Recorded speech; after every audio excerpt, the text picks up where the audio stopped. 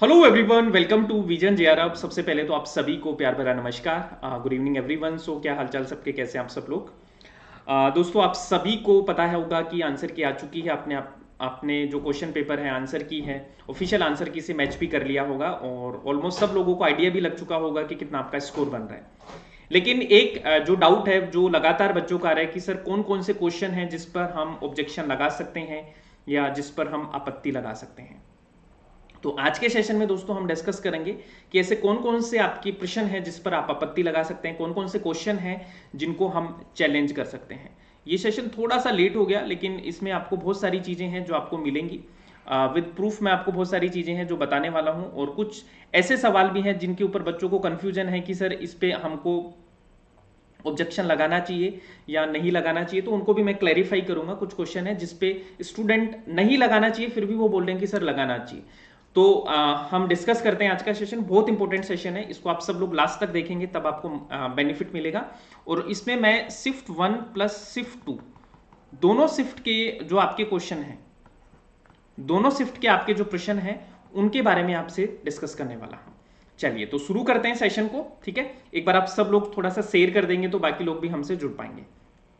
देखो, शुरू करने से पहले दो तीन इंफॉर्मेशन आपको दे देता हूं जो कि आपके लिए बहुत ज्यादा इंपॉर्टेंट है। देखो, अभी अगर आप दिसंबर बैच की तैयारी में जुट गए हैं तो आप सभी के लिए दोस्तों हम आज से ही एक अर्ली बर्ड बैच है जो आपका शुरू हो रहा है। तो वो अर्ली बर्ड बैच आपको मिलेगा जेआरएफ अड्डा पे। तो जेआरएफ अड्डा को इंस्टॉल करो, यहाँ पे आपको अर्ली बर्ड बैच मिलेगा और जिसकी शुरुआत आज से होने वाली है। आज लास्ट डे है दोस्तों ऑफर का। अर्ली कोड आप यूज करेंगे तो इंस्टेंट 10% डिस्काउंट है, वो आपको अर्ली बर्ड बैच में मिल जाएगा। ठीक है, यहां से दोस्तों आपको पेपर 1 प्लस पेपर 2 दोनों आपको मिलेंगे। और पेपर 2 अपना हिस्ट्री है, तो कंप्लीट हिस्ट्री आपको मैं करवाने वाला हूं ओल्ड 10 यूनिट। ठीक है, जहां पे आपको वीडियो कोर्सेज मिलेंगे लाइव और रिकॉर्डेड। ठीक है जी, प्लस आपके पीवाईक्यू सॉल्यूशन मिलेंगे, हैंडबुक आपको हैंड रिटन नोट्स मिलेंगे और टेस्ट सीरीज है जो आपको यहां से मिलने वाली है पेपर 1 प्लस पेपर। ये सारी की सारी चीजें आपको सिर्फ और सिर्फ 10,799, क्योंकि अभी आपके लिए ऑफर है। कोड अप्लाई करेंगे अर्ली तो 10% कोड आपको मिल जाएगा। इसके अलावा दोस्तों अगर आप अकेला पेपर 2 हिस्ट्री लेना चाहते हैं तो आप सभी के लिए अकेला पेपर 2 हिस्ट्री भी अवेलेबल है, जिसमें आपकी जो प्राइस है वो है 6,299। अगर आप टेस्ट सीरीज और हैंडबुक ये सब लेंगे तो आपको सिर्फ और सिर्फ 10,799 में होगा। इसके अलावा पेपर 1 अकेला भी आप ले सकते हैं। तो ये सारी चीजें आपके लिए अवेलेबल है, तो इनको आप परचेज कर सकते हैं जो भी स्टूडेंट दिसंबर बैच के लिए तैयारी कर रहे हैं। अब दोस्तों बात करते हैं कि कौन कौन सा क्वेश्चन है जिसको आप क्या कर सकते हैं, चैलेंज कर सकते हैं आपका जो एग्जाम हुआ था उसमें। ठीक है जी, तो पहले मैं शिफ्ट 1 के क्वेश्चन हैं उनको आपके साथ में डिस्कस करता हूं कि कौन कौन से चैलेंजेबल क्वेश्चन हैं। ठीक है, तो देखिए सबसे पहले तो हम शिफ्ट 1 का एक क्वेश्चन है जो बहुत कॉमन सा क्वेश्चन है, आप सब ने देखा भी होगा, है ना। शिफ्ट 1 का आईडी नंबर देख लीजिए, लास्ट में 82 है, 82 वाला question, question number 77। Question ID आप देख के इसको मैच कीजिएगा। तो ये क्वेश्चन है दोस्तों, इसमें पूछा गया है कि निम्नलिखित में से शक शासक कौन से थे। Who among the following were the Shaka ruler. अब दोस्तों एनटी ने जो आंसर दिया है वो दिया है ए और बी, जबकि आप सबको पता है माओस है ना, वो आपका शक शासक है। One of the earliest Shaka ruler कौन है? माओस है दोस्तों। अब माओस के बारे में आप सबको पता होगा, मैं आपको प्रूफ भी देता हूं कि जो माओस था उसको मोगा भी बोलते थे दोस्तों। ठीक है, और ये जो रूलर था one of the earliest ruler था दोस्तों, है ना। जो गंधार रीजन में शक रूल की जो स्थापना करने वाले ये माओसी थे। तो यही इन्होंने नहीं दिया है। बेसिकली एक इंस्क्रिप्शन है जिसमें भी इनका मेंशन दिया गया है दोस्तों। ठीक है, गंधार वाले एरिया में तो माउस तो होना चाहिए, जबकि एनटी ने माउस नहीं दिया है। तो आंसर, इसका करेक्ट आंसर जो होना चाहिए वो ए, बी और सी होना चाहिए। तीनों के तीनों आपके करेक्ट है, जबकि एनटी ने रुद्रदामन और चस्टान यही माना है। तो ये आंसर आप ये बिल्कुल आप चैलेंज कर सकते हैं और इसमें आपको मार्क्स मिलेंगे। ठीक है जी, तो एनटी का जो आंसर है वो ए एंड बी है और अपना जो आंसर अपन बता रहे हैं वो ए बी सी जो करेक्ट आंसर है। तो इसको हमें क्या करना है, चैलेंज करना है। अब जितने भी स्टूडेंट है दोस्तों, मैक्सिमम आप इस क्वेश्चन को चैलेंज करेंगे तो डेफिनेटली आपको इसके मार्क्स मिलने वाले हैं। ठीक है, एक क्वेश्चन तो ये हो गया शिफ्ट 1 का।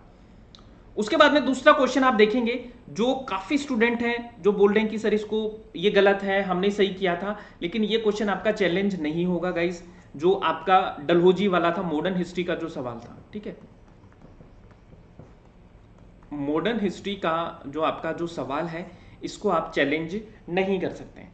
ठीक है, क्यों नहीं कर सकते हैं दोस्तों? क्योंकि इसमें देखो यहाँ पे दिया गया है लॉर्ड डलहौजी ने ये वाले पॉइंट में सबको आपको दिक्कत आ रही है। देखो तो इसमें देखो पहला तो बिल्कुल सही है कि भारत सरकार ने बॉम्बे सरकार पर दबाव बनाकर दक्कन उपद्रव की जांच के लिए आयोग गठन की मांग की, ये बिल्कुल सही है। 1857 के विद्रोह के दौरान चिन्हट के युद्ध में अंग्रेजों की पराजय हुई, ये आपका सही है। लॉर्ड डलहौजी ने अवध रियासत को इस रूप में वर्णित किया कि एक स्ट्रॉबेरी जो एक दिन हमारे मुंह में ही गिरेगा, तो ये वाला स्टेटमेंट आपका गलत है। गलत क्यों है दोस्तों? क्योंकि ये स्ट्रॉबेरी नहीं बोला था, उसने बोला था चेरी। ठीक है, यहां पे चेरी जो एग्जैक्ट जो आपका दिया गया है, देखो इन्होंने बोला था a cherry that would be drop into our mouth one day. तो ये जो चेरी शब्द है ये यहां पे मेंशन नहीं है, तो ये वाला है गाइस, ये आपका क्या है, जो है आपका मतलब ये स्टेटमेंट आपका गलत है, क्योंकि यहां पे चेरी वर्ड उन्होंने मेंशन किया है बेसिकली। Clear everyone? ये देखो आराम से आप यहां पे देख सकते हैं, चेरी वर्ड है वो उन्होंने यूज किया था, इसलिए एनटीए ने इसको क्या माना है, गलत माना है। तो आंसर क्या होगा, ए बी डी एंड ई। ठीक है, जो कि बिल्कुल सही आंसर है एनटीए का। तो ये ऑब्जेक्शनेबल क्वेश्चन नहीं है, तो इसको नहीं करना है।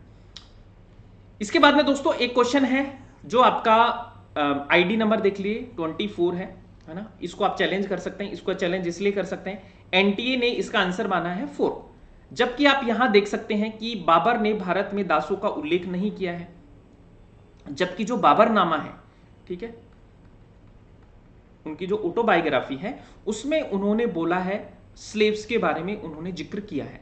तो ये वाला भी आपका गलत होना चाहिए। ठीक है, क्योंकि इसमें पूछा था कि नोट करेक्ट, तो ये वाला भी आपका स्टेटमेंट गलत होना चाहिए, क्योंकि बाबर ने तो बोला था कि स्लेव है।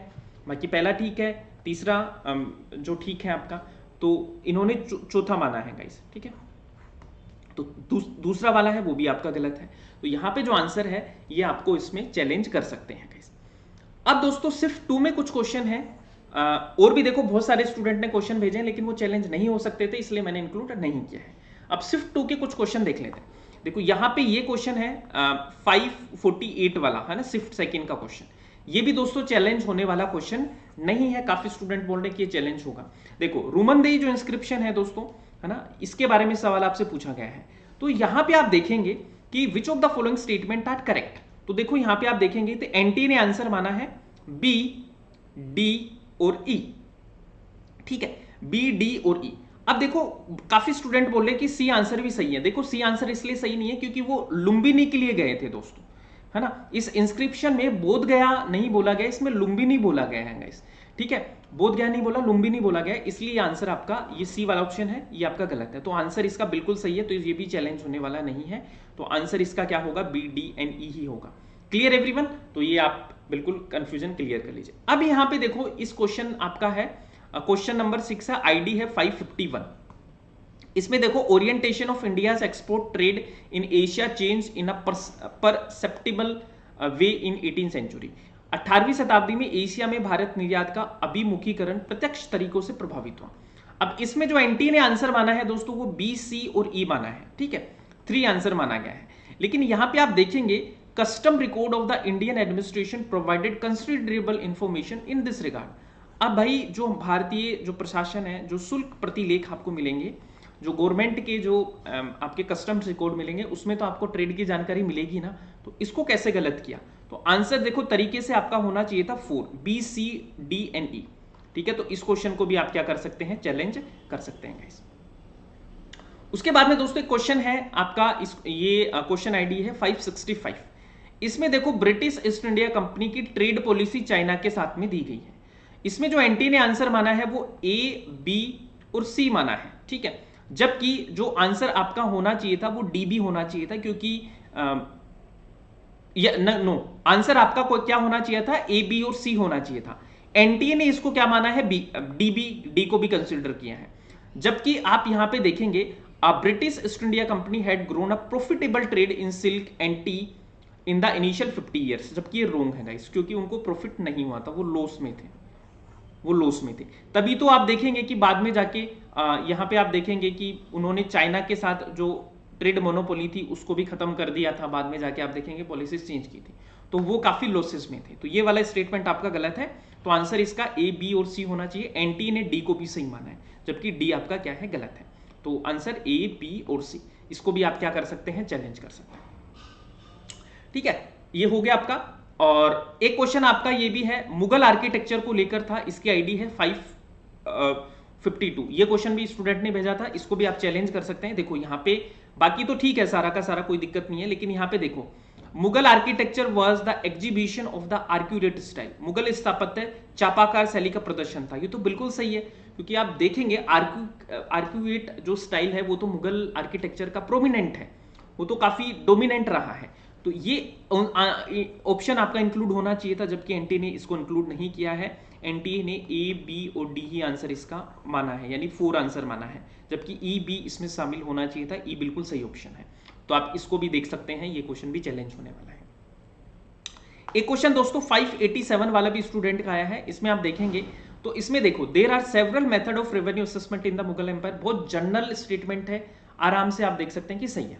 दूसरा, गल्ला बख्शी, बटाई और बाहोली वर इंपोर्टेंट मेथड्स ऑफ असेसमेंट, तो ये भी आपका सही है। तो दोनों के दोनों स्टेटमेंट आपका सही है, तो इसको भी आप क्या कर सकते हैं, चैलेंज कर सकते हैं। तो बोथ स्टेटमेंट आर करेक्ट। तो गाइस ये कुछ क्वेश्चन है जो आपके चैलेंजेबल क्वेश्चन है, इनको आप चैलेंज कर सकते हैं। इसके अलावा जो भी आपके पास में क्वेश्चन है दोस्तों वो आप बता सकते हैं, और अपना अपना स्कोर आप थोड़ा मेंशन कीजिए। मैंने कट ऑफ के लिए भी आपका, कट ऑफ नहीं सेफ स्कोर के लिए मैंने आपका एक वीडियो बनाया है, तो आप सब लोग उस सेफ स्कोर वाले वीडियो को देख लीजिए। अगर इतना स्कोर आपका बन रहा है तो आपका हो जाएगा। अभी आप सब लोग अपने स्कोर कमेंट करके बताएंगे, और अगर कोई क्वेश्चन और लग रहा है आपको कि सर इसमें भी हम चैलेंज कर सकते हैं, तो वो भी आप मुझे जरूर से जरूर आप कमेंट बॉक्स में बताएंगे, तो हम उसके बारे में भी चर्चा कर लेंगे दोस्तों।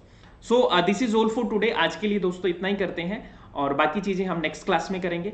Thank you so much. और अगर अर्ली बर्ड बैच के साथ आप जुड़ना चाहते हैं, पेपर 1 और पेपर 2 की तैयारी करना चाहते हैं, तो आज आपके लिए दोस्तों लास्ट डे है 7 जुलाई। इस बैच से जुड़िए, जहां पे आपको डेफिनेटली बहुत सारा फायदा होने वाला है, क्योंकि कंप्लीट हिस्ट्री का सिलेबस है जो आपको मैं करवा दूंगा। पेपर 2 का, पेपर 1 का सारी यूनिट कवर करेंगे, वीडियो लेक्चर, लाइव और रिकॉर्डेड लेक्चर रहेंगे, PYQ solution, hard copy handbook की टेस्ट सीरीज, ये सब आपको यहीं पे मिल जाएंगे।